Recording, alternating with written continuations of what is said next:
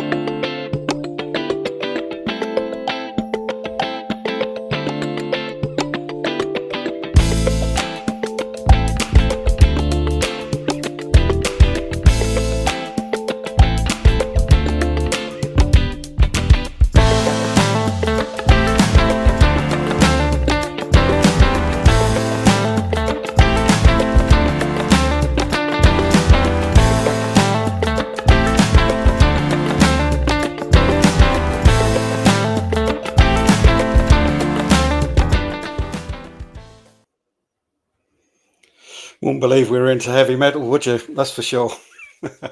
So let's bring her in. Kusum, how are you? Very well, thank you, Gary. Thank you for inviting me for this interview. I'm Yeah, good. good. And hopefully you did like the music because it was a little bit funky, a little bit out there with a bit of soul. And also, I quite enjoyed actually matching the pictures to the beat. I try and do that sometimes. And I definitely was worthwhile doing with this one because you sent me reams of images, absolutely hundreds of them that I could then go through and meant I could get quite a bit more in. So that's really, really good. So let's talk a little bit about your how you started. Where does the art come from? Where is this something that you've come to later in your life? Is it something you did at school? Is it something you did at uni? What's happened? That's a great question. First of all, I loved the music, and if I pick, I would pick that one, and it went perfectly to the beat. My journey as an artist really began as soon as I could hold a crayon. I was always fascinated by colours and textures and turning everything into a canvas, and that's where my attention mostly was. It was only when I was 12 years old I was asked. I was offered a commission by a very well-known professional artist at the time, High Street Mum, and he did a lot of weddings and things. He was given a small uh, picture by somebody, and they said, "Could you, expand it? Could you make it larger?" It's of my granddad, and so this client of his, and he couldn't do it because if he, in those days there was no digital technology, and so if you blew it up, and the client wanted a very large detail, so he asked me to do a portrait, and the client was thrilled from there. And right, there was like the W.H. Smith art price, so for an art supplies from there, later on, and then next door to that was art. I could go and select my music, listen to it on the headphones back in the. I don't know if you remember. Just go back to you had Our Price Records were next door, and what was that? You So could go into your music. Yeah, it was next door to W.H. Smith, and so I yeah. could get art supplies from there, get my putty rubber, my pencils, and then go to Our Price and pick a record.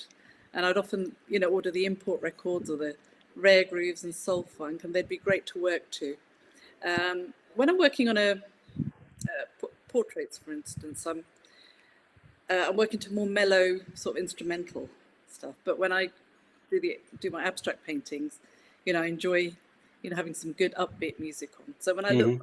at my paintings as well, that's what I think. Oh, yeah, that was I remember the mood, the feeling, that helped me create that art.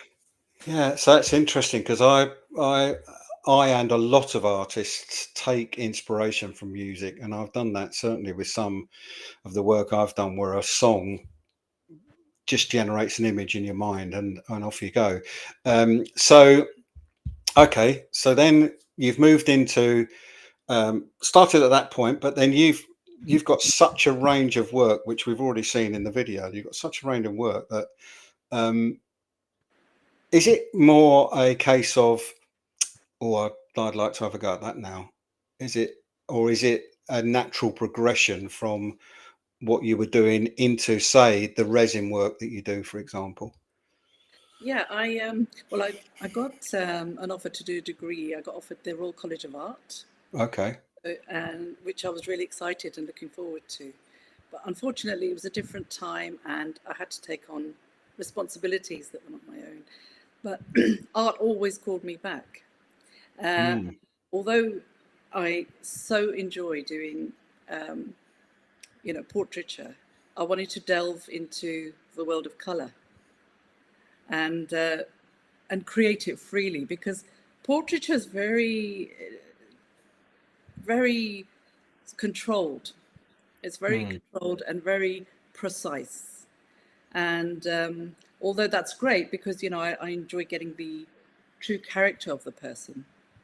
So, I mean, for me, it has to look like the person. I need to capture their essence. Yeah. But when I do the abstracts, that's a completely different ball game. And the reason why I went into that was I completely lost control, and I like that feeling. I like the way Hmm.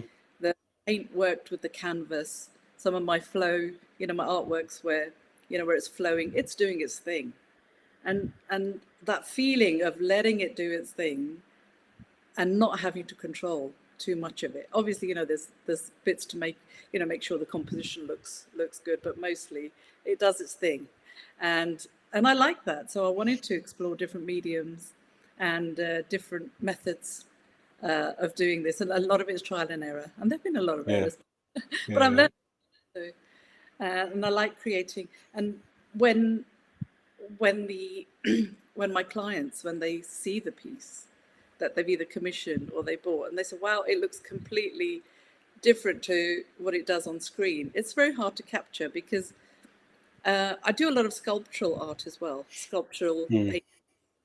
So I'll create the piece, but they're so difficult to photograph. Yeah.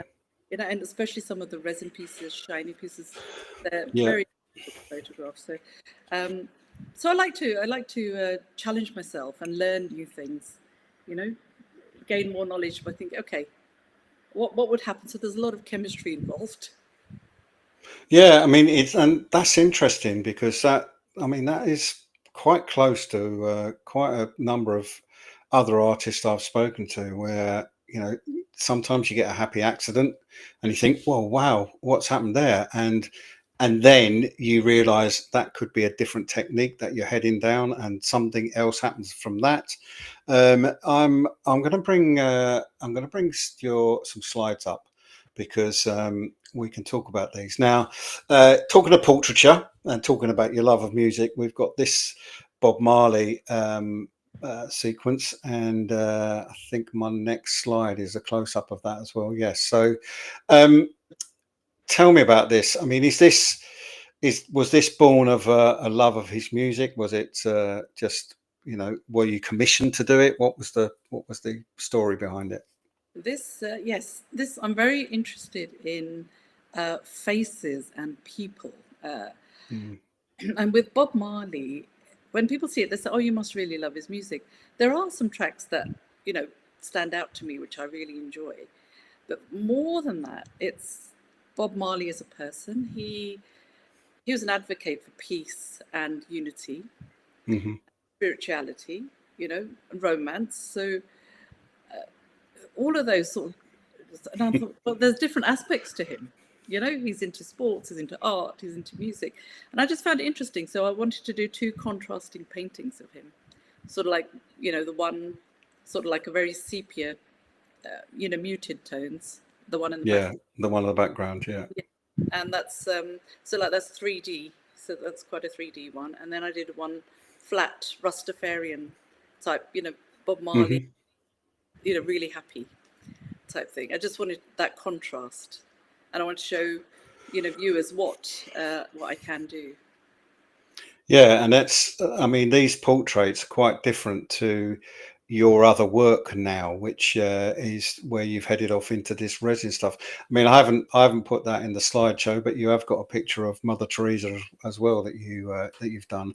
And so, if you started off sort of going down the portrait route, what then has led you? So let's just jump on to pictures. What's led you to going in this direction? And also, second part question is, um, how do you decide that this is the color palette you're going to use for this particular piece? Okay, the Mother Teresa one you mentioned, that was in 1992 that I did, and it was a lovely lady who was a good family friend, and she gave me a small picture in a library from a library book and said, could you do? So I did a massive portrait of Mother Teresa with a lot of details, all the kindness in her eyes, the wrinkles, the essence of Mother Teresa just exuding out of that one. But this painting that you've put up, that's called Galactic Fusion. That I woke up at 3 in the morning with a dream of that exact painting. And I'm not one of these artists that make notes or sketch beforehand or do any painting beforehand. So for me, Mm. it's straight on the canvas. And I'm very particular of having them primed before and finishing them nicely. So I often have them ready to go when I have that creative, juices flowing, that zest to just Yeah. go for it.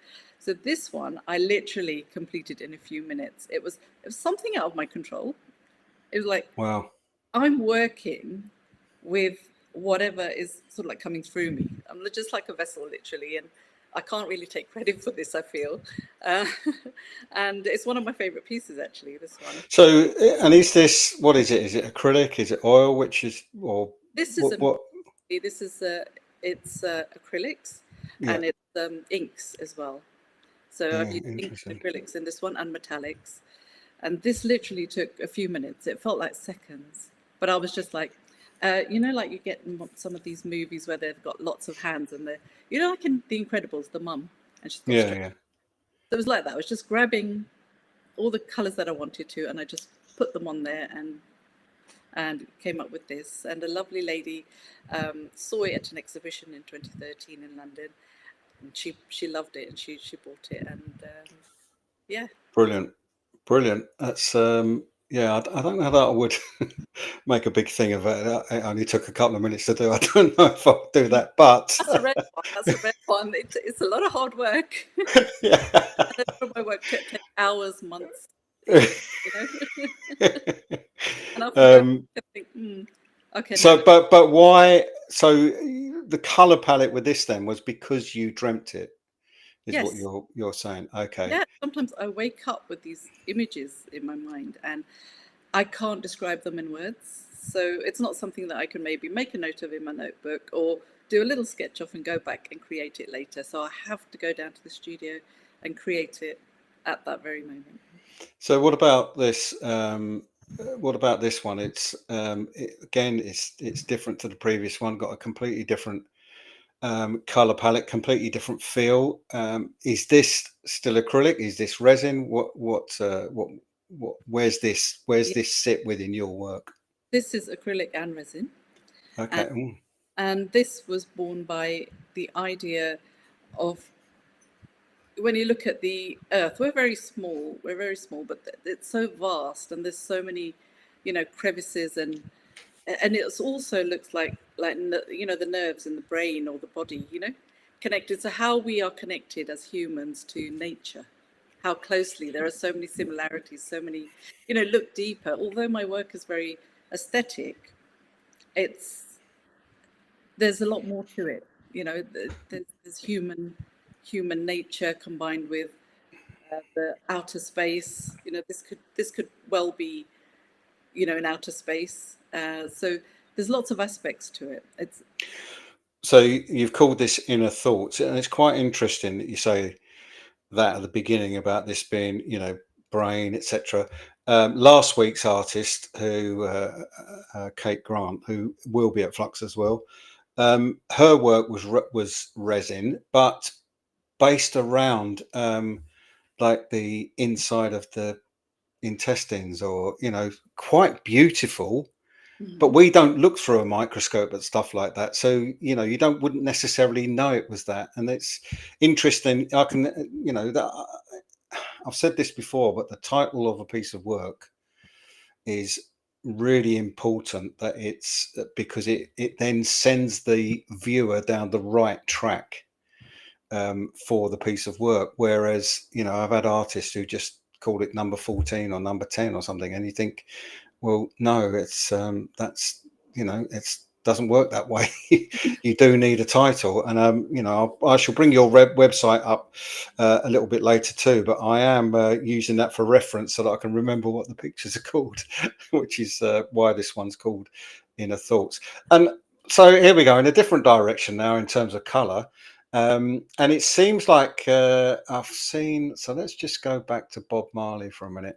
So in the background there, you've got the Jamaican flag, but you've got paint runs. And if we go back to the picture that I just brought up, uh, this looks like a similar technique, but I might be completely wrong. You're right. Um, I'm right. Yeah. So again, I've only had one other artist. Again, she's going to be at Flux, who uses a little bit of that technique. And I've had another artist, Sarah, who she'll be at Flux too, who uses, she paint pours. So all her work is done by pouring paint from little bottles.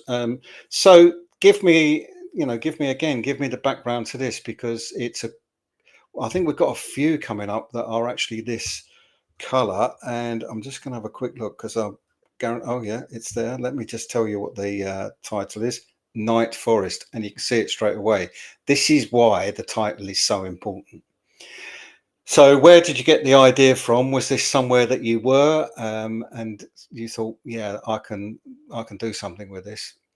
Yes, definitely. It was going for, I enjoy going for country walks, and sometimes when I'm working on a piece, and like it's inevitable when artists get into a bit of a funk, like, right, I just walk away from it. I went for a walk, and then it turned dark, and the forest, the woods just looked. It's like there was light emerging from somewhere, but it was quite magical. And then I got back home, and I just created this piece.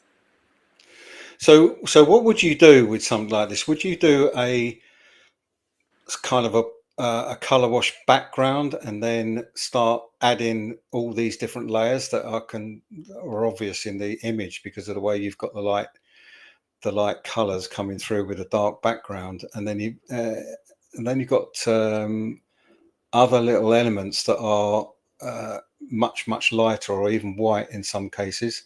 Looks like a bird down the bottom there. But so is this, is that what you do? Are you building up the layers starting with a plain-ish background, or am I I completely wrong? I do. Okay. I create like a soft background first with Mm, various different shades, and then I work in more detail. Then I go right. back to the background as well. So there's a lot of back and forth Hmm. going going on to create this, and it is like you said, the like the drips, the color drips to Yeah. create effect. Yeah. It's but you see, it's not just that, is it? Because if you look into the sort of upper middle, you've got a lighter section there. So, and you're creating. You're not just creating the forest, the trees, etc., but you're also creating a mood with the light sections that you've applied to that image, Yeah, which is quite interesting, because without those, it would look flat. that's right. That's right. Yeah. It's with the night forest, I wanted to make it a little bit magical. So leave Mm, it to people's imagination, to the viewer, something that resonates with them, and think, oh, wonder what's going on there. So there's that light element to yeah. think, could it be like a magical fairy, Mm. or is there a lighthouse somewhere? You know, where what is that? What is that? What's coming through? Yeah, and I think you will get people to ask you those questions, especially at an exhibition. It's the sort of thing that people want to know. They want to know, what is the story behind this piece of work. Mm. We've got, this. I'm gonna. I've, That one won't be on display. The other one that was sold. So ladies and no, no, I know, I appreciate that, but I think I was really more pointing out that people will want to know with some of this. I'm trying to find this one on your website. Now, I'm going to throw this back to you then, this one. What would this one be called? so this is it's the view you get from, say for instance, you're getting a plane to from a mainland to an island, Yes. Yeah, and yeah, yeah. that the way the ocean looks with some of the waves just coming in at the edge. That's what I wanted to capture on this one, Right. where you So, the marine colors, the greeny ocean with the blue, with the yeah. white some And it blue. does. That's exactly what it's. So it's actually called Vast Ocean. I have found it. So, yeah, it is. It's exactly right too. I mean, I can see.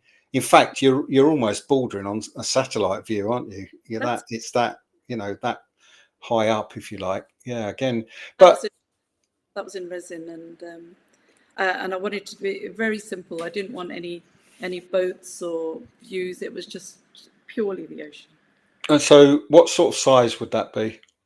So that one was a square one, and that was 90 by 90. All right. So would you say that all of your work, I mean, let's just pop us back here and do this because we can see there's quite a sizable piece behind you. So Yes. of resin. Yeah. This So this oh this is what where is it's moved. it? Yeah, it's moved. Yeah, that one. It is a sizable piece, and so my question would be as well is what sort of weight are they, or is Yeah. it that the resin's quite thin? This is no. I've put layers of resin on here. Yeah, This has been really hard work, yeah, and working with resin is you have to make sure there's so many elements to it, so much chemistry to it, mm, uh, and there's layers and layers of resin to get it to look like this. This is called Masterpiece, and this will be at the exhibition. And this is my latest one, just finished. cool. And I because I'm inspired by nature. This is actually I love the look of marble, on it, onyx, lots of crystals. So I wanted to create that in a very natural way. So this piece is called Masterpiece, as in Peace. So Masterpiece, Ah, okay. because marble, it's so resilient and it takes time to get it, and the connection between peace and marble to attain peace, it takes time in the world. It takes Mm, us human beings time, and you need to be calm. And whereas marble is very calm, it's very resilient, and it's very beautiful. And there mm. is that connection. There is beauty in the calm. There's beauty in the peace. So And and so so when you're doing something like this, so um, obviously resin sets. You probably got to be reasonably quick with what you're doing, depending especially upon the the heat. mix. Yeah. Yeah, exactly. Hmm. So you're kind of going with the flow is the best way I can imagine you working, in that you're pushing those colours through to get the effect that you want. You're not just standing at one end. I put this analogy sometimes that you get somebody who will, and I know this is a controversial thing I'm going to say, but what the hell? You'll get someone who'll put a big canvas on the end of their studio, stand the other side, and throw pots of paint at it left, right, and centre. Call it some ridiculous name, and that's that. But that's not what you're doing. What you're doing is you're creating something that gives you that feeling. You know what this is going to look like, even though you haven't planned it out. Deep inside you, you know what that's going to be, and you're pushing those. And you're right, I could see that, in terms of the marbling side, you got it absolutely bang on. It's it Yeah, it'll be interesting. Hopefully I don't get the get the job at Flux of hanging that piece, It because is that heavy. looks quite. I think between 5 and 10 kilos somewhere. Yeah, I think I might have to talk to Lisa about you being on one of the actual solid walls. But yeah, I think that's yeah, I There's can three of them understand. that size. That's There's three that. Oh, 22. So three of those, and then I've got the inner thoughts that you showed yeah. earlier, Mm. and then I've got flux and flow, and they're smaller resin pieces, but Yeah, I don't think the Flux and Flow one was the picture you sent me of that. I couldn't actually open because it was a HEIF file, but I did manage to get it on another computer, but I couldn't get it into the video. Um, let's just jump back to the next picture. So this really does sort of highlight, I think, the resin side of what you do in terms of um, it really does look like they flow. I mean, it's quite. I've seen some people in the past that have done it where you can see the join, for want of a better word, Mhm. but this. yeah, this has really flown now. Um, I've got two folders for you, so I'm going to see if I can locate this one. And it's not that one I thought it was. So, do you know the title of this, or should I find it? Do you know I've done so many, Gary? I Well, did, I know that's why I but said the let me find it. most. It's called Merge. It's called Okay, Merge. yeah, that's it. So this was like, you know, when you're at, again, at a beach, or by the ocean, Hmm. the way the sand, there's different when the light hits it. Yeah, My yeah. work is very much about light, and how, without, you can't appreciate the darkness without the light, and vice versa. So this is very much about the light, the way the light hits the sand, and where there's parts that are darker, that submerge with the sea, and Hmm. and sort of like go flow into the ocean. Now, with a resin piece, it's very hard to control resin. That's where I like the challenge. Um, yes, it's very easy to do, the abstract side and without Hmm. controlling, and that's also really enjoyable. But with the challenge for doing pieces like this and making cells, in the work itself, to create that detail and that contrast, it's a great challenge. But my, when it resonates with someone, and they really, you know, it connects with them, it's all worth. Hmm. It's all worth it. Yeah, well, yeah, absolutely. And I think that's there's no greater feeling. That look, it doesn't necessarily matter too much. Of course, it matters, but it doesn't matter too much if somebody doesn't buy a piece, and it could well be that they just can't afford it. But they can give you as much joy by understanding what you're doing and loving what you're doing and following you and all the rest of it, uh, even though they might not be buying it. But there will come a point, and I've had this in the past where someone has said to me, "Oh no, there's no way that I can afford that." And then a couple of years later, they come back and say, "Yeah, I've been saving every week, and I've now got the money." And you can't really turn around to them and say, "Yeah, okay, well, it's gone up now." It's like- but yeah, I've had that. I've had someone give me a deposit for a picture, and I'm still holding it, and it's about 6 years later. But they put a deposit down, so it's still there for them because they were saving for it, and that's I've had that a few times, to be fair. Yes, yes, yes. And So the fact that play, somebody's likely, play. sorry, go So, on. no, no, finish. Well, yeah, I think that the fact that someone likes something enough to do that is one thing, but also you will get people that will see you at another exhibition, and they'll see another piece of your work, and eventually one thing that's important, well, and I should say this as well, is that people need to understand you're serious. And if they see you at Flux this year and you do Flux next year, and I think this is either my sixth or seventh, um, people know you're going to be there. People take you seriously, and that they're not buying a piece of work that they're never going to uh, realize anything from. You're not a fly by night artist. You're actually serious, and I think that's quite important actually for the credibility of. I've had people that will say they're an artist, but they started 3 weeks ago, and it's experience, as you're proving with your work. It's the experience over many years that actually gets you to a point where you're at now. Um, so I have a question. I don't ask this very often, but it has been said a few times. Um, do you ever get imposter syndrome? Meaning, in what way? Well, meaning that I'll give you an example.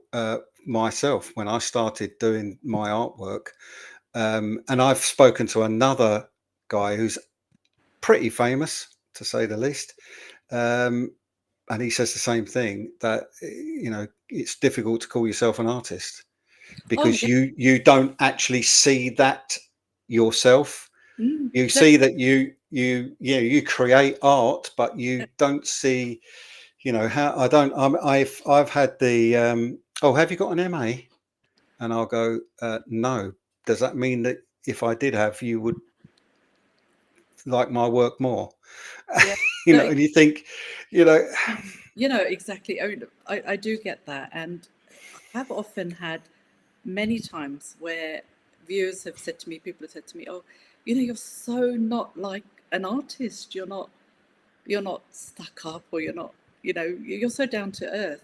mm, Because, yeah, I don't see myself as an artist. I just enjoy creating authentically, and and I enjoy, and it's a bonus when other people resonate with it and buy the work. And I've got repeat, you know, clients from internationally that buy my work, and you know that's really happy when you see their face and when they see the painting. And I had one guy, he gave me a picture of two cats.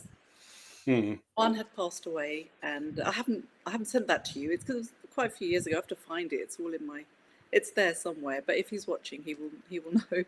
And he came to collect the painting, and he started sobbing really loudly. mm. He was like a man, and he had tears, and I'm like, oh gosh, he doesn't like it. You know, there's always that moment, isn't it, when you present your art and you think, oh, I hope they like it. I hope they really like it. And I thought, oh, he doesn't like it. And my husband came out from the study thinking, what's this man doing? You know, he's crying, and it's like, his name was Jamie, lovely guy. And he said, this is spot on. This is such a great memory for my cats. And I couldn't have asked for a better, you know, Mm, portrait. And that was just like pencil, you know, like sepia pencil sketch yeah. and charcoal. They brought him to tears. And to me, that's, you know, and the elephant picture, there's an elephant painting I did. I started that off as an abstract, and the intention was to create an abstract painting. I don't know if you've got it there. Not sure. Let me have a look. Don't know whether I put that one in. I have got it on your. No, we'll come back to those. But I have got it on your website because I've just seen it. I That's can share that page. We can come back to that. Yeah. Well, We you can carry on talking, and I'll bring it. I'll bring it up. self as an artist, and I sometimes feel I can't take the credit for it. This is something I'm doing. I'm not in control of it a lot. You know, this is this is coming from somewhere else, higher power, whatever you say. So, but yeah, I don't see myself as an artist. I don't go saying yes, I'm an artist. But yeah, there it is. Yeah. Yes, So this is your website. This is what I keep referring to for the for your titles of your pictures. But this is the image that you're talking about here. yes. And let's have a look at what sort of size is that? That one was. It's on the website. It was a big one. A lady in she's been collecting my art since 2013. She's a Danish lady, lovely lady, and she there's a Oh, it's 101. Sorry, it's 101 by 76. Yeah, found it. Yeah. so thank you. And she saw that and she said, I have to have it. And the story behind this one is, it started off as an abstract, and I was simply pulling colours that I wanted to put together and see what they would do. I stepped back and I could see an elephant walking towards me. And I thought, wait, let me look away. Looked again, and there it was.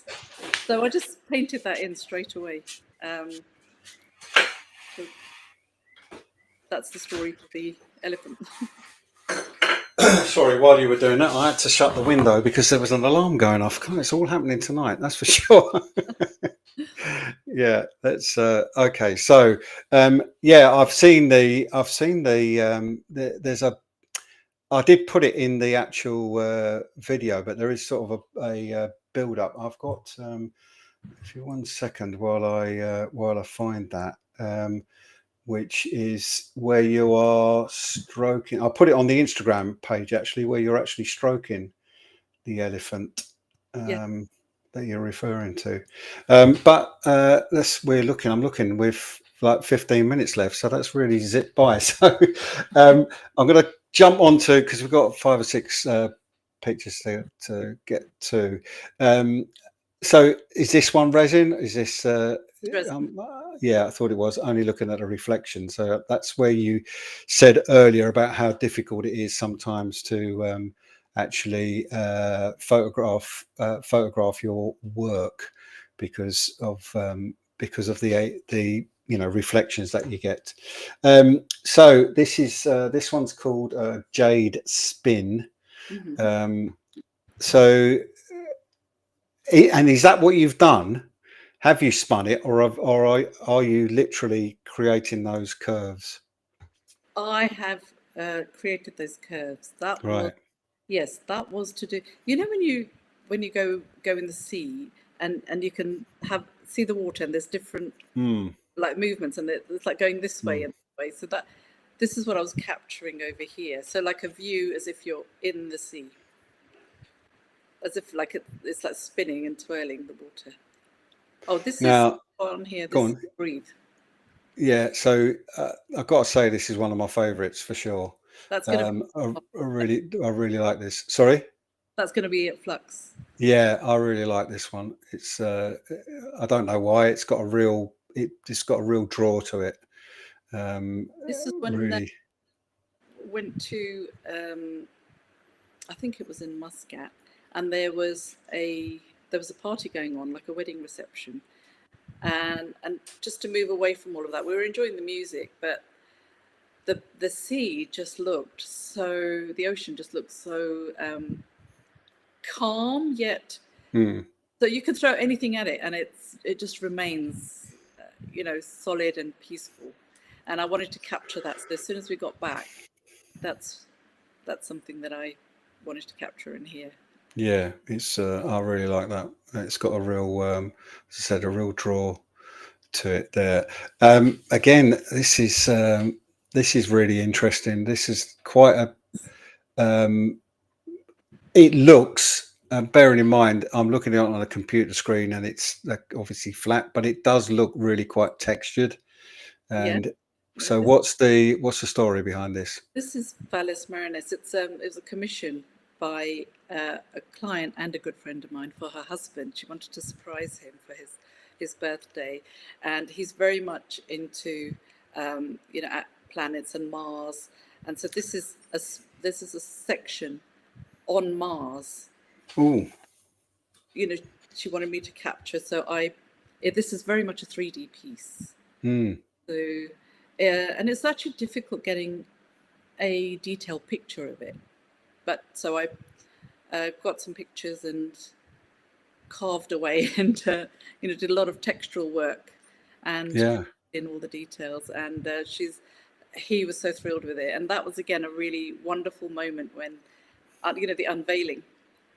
yeah. Yeah, it's and I'm quite funny about my work in that I will always deliver it, but I can be funny sometimes about who's buying it. And I know that's ridiculous because That's got let to me go just to home. I'm with you. well, so this is ridiculous. Bearing in mind, I've already had this. We had this conversation last night about the fact that we're all selling a product. Actually, at the end of the day, we're artists. It's we need to be able to sustain ourselves and continue doing our art. We're selling a product, but when someone says, "Oh yeah, I'll have that," oh okay, great. Just want to stick it on the office wall, Mm. and then the little bit inside of me goes, "You just want to stick it on the office wall." Um, oh, I don't know if I want to sell it to you. You do, you do sell it because you think, oh, okay, it's like quite a lot of money, but it's just the attitude of, yeah, not saying that look great on my office wall. Different story. Not, I just want to stick it on the office wall. I just thought, oh, do I want to sell it to this man? And but I do deliver. Always deliver my work. Doesn't matter where it is. Actually, if somebody buys something and it's in Holland, I'll jump on a ferry and go over and deliver it because I like to see where it's going to go, and also talk to them about the fact that you need the light to be right. Yes. So I think it's really important that we respect our customers and do what they do. I had a lady at Flux, the Christmas Flux 18 months ago, and she was a vet in Northern Ireland over for the weekend, and she bought. I've got a picture which is Cruella de Vil. You've seen it, Cruella de Vil with all the Dalmatians, Yeah. and she had a real big thing about Dalmatians, and she said, "Oh well, I've just got to have it." But I didn't. I don't know. I didn't. But, Well, yeah. I didn't understand because she just said, "Oh yeah, I like that one." I went, "Yeah," and I went, "Yeah, a lot of people like that one." She went, "No, I would like that one," and I said, "Yeah, yeah, well, yeah, no, yeah, I've got others as well." She went, "What does it take for you to understand I want to buy it?" I went, "What?" It's like, because I was in my own little bubble of trying, and so many people say the same thing. Yeah. And I did actually. I said this last week, but it's really interesting when people come and stand and look at your work, and especially if it's a man. I've got a street scene which will be at the Flux, and it's two naked women walking down the street. He was desperate to buy it, but I could tell from his wife. Yes, the bottoms. Mhm. I could tell from his wife's face that there was no way he was going home with that. And he said, oh, "Okay, we're going to go and have a walk round, and we'll come back and let you know one way or another." Anyway, he came in with a face really long, and he said, "I'm going to be divorced if I buy that." And another artist turned around to him and said, "Well, there's hope then." So it just, and he did, to be fair, he did laugh. But the point is, art is such a subjective thing. And, to get two people, a couple, to actually love a piece of art enough that they both are willing to part with money to buy it. And I think that's the thing that, for me, is when I say about imposter syndrome, the minute that somebody is prepared to put their hand in their pocket and hand over money for something you've created, that's when I think you realize that you are an artist. I feel. That's so true. And and it doesn't matter how many exhibitions you do and how many awards you win. At the end of the day, unfortunately, it comes down to whether someone's prepared to pay you for it or not. Absolutely. And yeah, and you have. I did have your website up there because I was looking at that, because you have done quite a lot of exhibitions. So let's talk about what happens after Flux then. What have you got going on for the rest of the year? So for the rest of the year, I like to take things, one at a time. Don't overplan. So I'm going to see where it takes me. I'm not going to be in control. I'm going Right. to. Yeah. So hopefully more exhibitions, maybe a solo exhibition soon. And but at the moment, I'm just enjoying creating authentically. I need to also up my marketing game a little bit. Hardest part. Yeah. So So that, I say this quite a lot, but this is one of the reasons why I do this interview, is the fact that PR for artists is, unless you're prepared to spend a lot of money, is quite difficult. yeah, And the truth of the matter is, as well, is you can spend all that money, and I have done in the past. But the minute you stop using a PR company, it falls through the floor. So you can't. It's a necessary evil in some respects if you want to get yourself out there. And I've done some really interesting stuff in that. I had an exhibition in Truman, and so I paid someone to project all my images over 2 nights on all the buildings around it. It's totally illegal, but it was good fun, because we were like up for 10 minutes and then run quick, pack it up, and go and do another one. It was good fun. But that sort of publicity, as they often said, that there's no such thing as bad publicity. And I have a story about that, which is Ann Summers. Here we go, going down a very dodgy route now. But Ann Summers put a huge advert on the side of a London bus, knowing full well that it would get banned, which it did. But the publicity from the banning was way more than they would have ever got from the poster that was on the side of the bus. So it just shows you that actually PR publicity, something going viral doesn't necessarily mean that, you know, it doesn't happen to everybody, and it's, some things are planned, some things are extremely difficult to actually understand why something's gone viral sometimes. I mean, it's crazy, but social media is I feel is something that we have to do, but I don't like it. I don't either, and I'm not very good at it, but that's No. something I want to improve on. I want to also do so, as well as I'm always going to be creating new work. There's so many ideas buzzing around that I have to, you know, get out there. I want to Yeah. do this as well, which is something I have time for.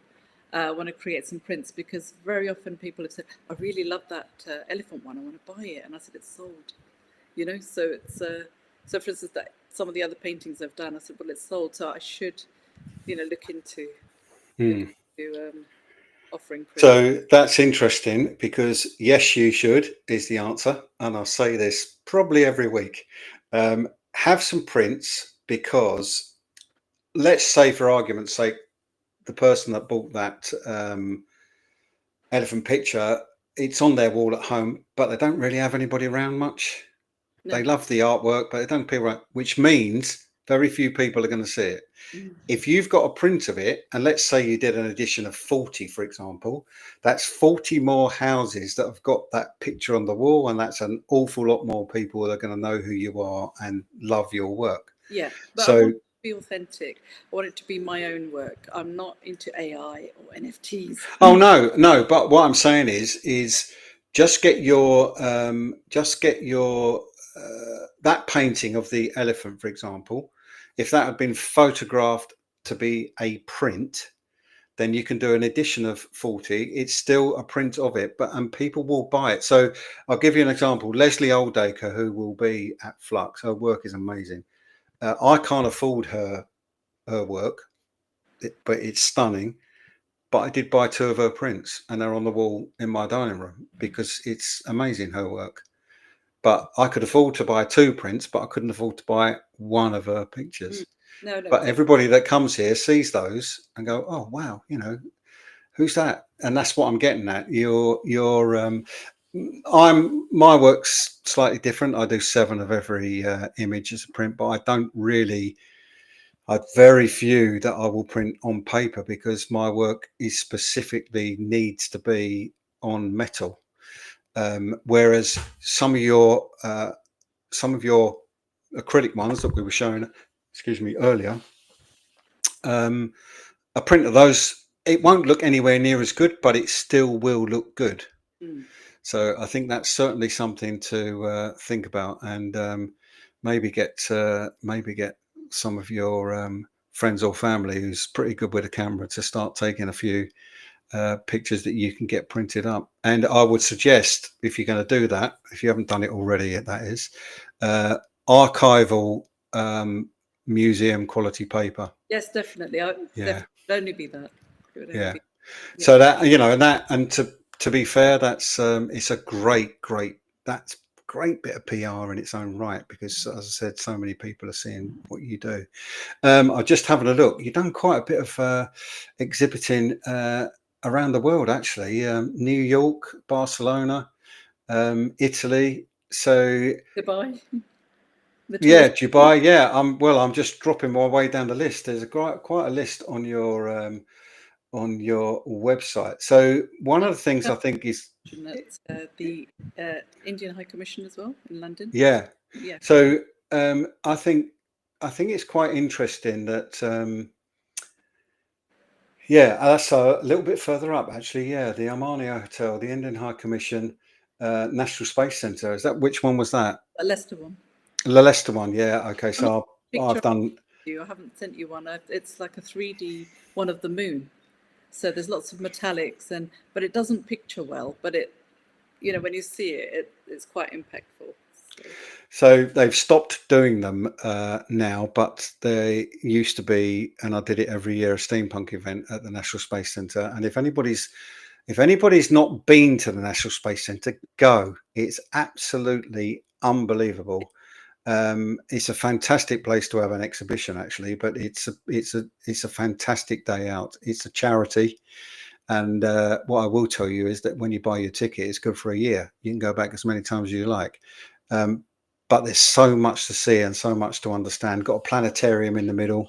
It's absolutely a brilliant place. And so the Gaudi Museum as well. Yeah, So Gaudi you've had Museum. one. Yeah, it's Yeah, it's use brilliant. that. So, Well, that was a really good you know, experience. Yeah. so when I haven't asked you this question, and we've just gone over time, but I don't mind about that. When was your first exhibition? When was your first, not solo, but when was your first time you actually exhibited? And also, how nervous were you doing that? Well, it was when I was 6 years old. We went on a, we went on a trip to Wales with a group. My parents didn't come. It was just myself with this like group that were taking children during the holidays, and we had to paint like well, not paint. So it was like with pencil. There was a French doors, white French doors, and through there the view was just lots and lots of leaves. So I did a very detailed picture with the leaves and with the back, with the dark growth at the back and then the lighter leaves at the top. And so I still remember it very fresh. Mm. And then after we got back, they held an exhibition. So I was 7 by that time. So I turned 7 when they had the exhibition, and I won the competition there. So that was very exciting. And that was my first one, and I wasn't nervous for that one. Okay, what about as an adult? As an adult, as an adult, it was actually my children who encouraged me. My daughter and my sons, they completely said, "Look, come on, Mum, you've got to do this now." So, they're all. I'm the first artist in my family, so they're all creative, and my grandson's creative too. I just so they pushed me to do this exhibition. It was at the Old Truman Brewery. And I didn't know how it'd be received because I paint for myself, and it's great if other people enjoy my work. But the comments I got, and it was so elating. It's such a wonderful feeling. You've got to sort of like humbleize yourself again afterwards. But so that was it, and I was a little bit nervous, but I enjoyed it. I enjoyed it so much. And then when I get an opportunity, if it fits in with everything, I do like to exhibit. We were talking about how you feel when you're doing an exhibition and how nervous people get. I think what I'm more nervous about always is anybody going to come? And of course they are, because hundreds of people actually do come. But you see, what my point is that, and I've said this too, when somebody walks past my work and doesn't even look, I want to chase after them and drag them back and say, "Why didn't you even look?" I think get some form of reaction, even if it's don't really like that. At least it's a reaction. So Yeah, someone yeah, pause and kind of yeah, like a flicker of recognition, even yeah, something. Yeah, no, I'm looking yeah, forward to it. absolutely. Meeting the Yeah, artist. good. It'll be brilliant. As I said, I don't know whereabouts in the exhibition you are because it's Lisa that maps all that out. There's 3 big areas, but they all interlink, and certainly over the course might be a bit difficult to have a chat on the opening event, but certainly over the course of the weekend we will as well. But thanks so much for coming on. It's been really interesting. Shame that we had a few technical problems tonight, but sometimes that happens. But for the moment, thank you so much for coming on. I hope you didn't find it as traumatic as you thought it might be. No, it's very nice. Lovely interview. Thank you. Right. Well, don't rush away. I'm just going to wind this up, and then we'll have a chat afterwards. Okay. Great. Speak to you in a bit. So, as I was saying, it's really just before Kusum came back on. It's there's been quite a lot of artists now, and I hope that you all learn something just like I do, because some of these things, some of these techniques that these artists use are quite staggering, particularly when they're dealing with resin that sets really quickly. You've got to know what you're doing with acrylics because they dry really quickly.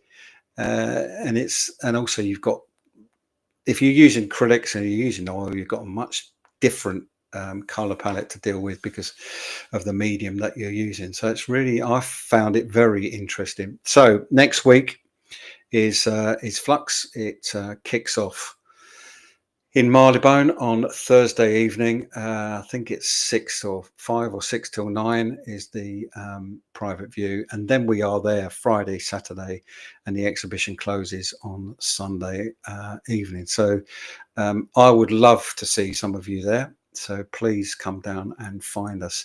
I will try my best, but I think Wi-Fi might be an issue, but I will try my best actually next week to do a bit of a live broadcast from the exhibition. But for now, thanks very much for watching.